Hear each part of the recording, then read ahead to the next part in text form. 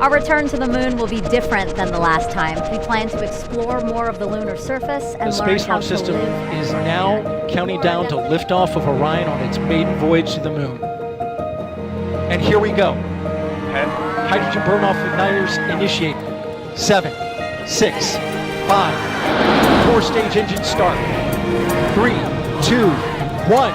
Boosters in ignition. And liftoff of Artemis I. We rise together, back to the moon and beyond. We are all part of something incredibly special, the first launch of Artemis.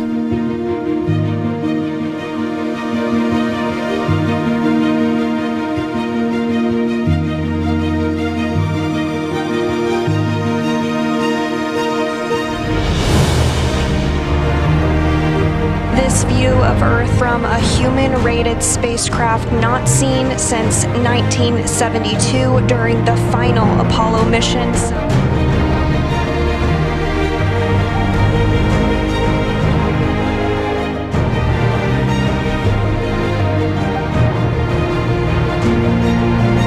Distant retrograde orbit. We're going to be about 38,000 miles away from the lunar surface. We're going beyond anywhere we ever went for Apollo.